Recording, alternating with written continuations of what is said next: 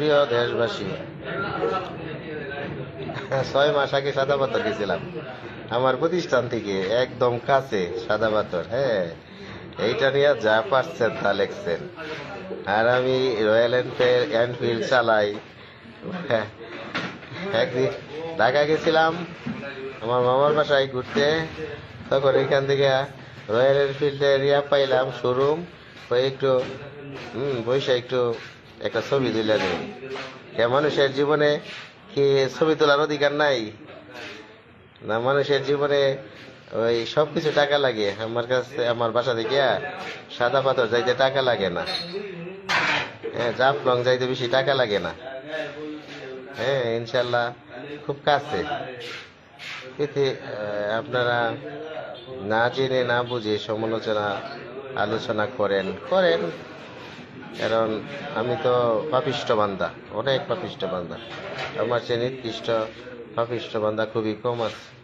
তারপরে আমার যে এই সমালোচনার ভাগিদার আপনারা বলেন, আমার পাপের ভাগিদার আপনারা বলেন। আর দোয়া করবেন যাতে আমি অচিরেই আমার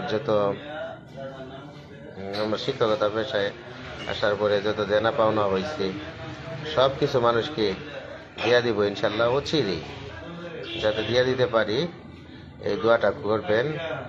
আর আপনারা ভালো থাকবেন, আপনাদের জন্য শুভকামনা।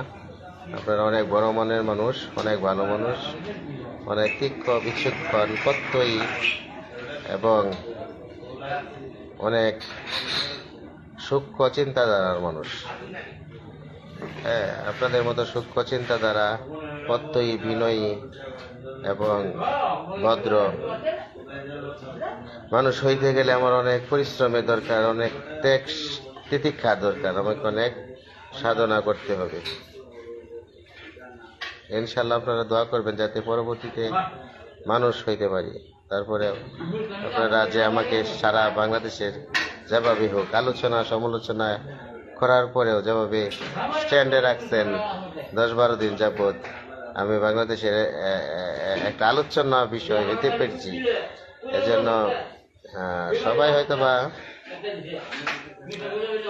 হয়তোবা সমালোচনা করতে পারে, কিন্তু আমার মাঝে মাঝে সমালোচনার এই যে খারাপ লাগার পরও মাঝে মাঝে কেন জানি মনে হয় যে না,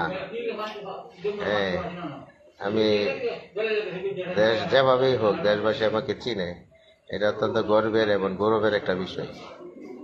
ইনশাল্লাহ ভালো থাকবেন, সুস্থ থাকবেন।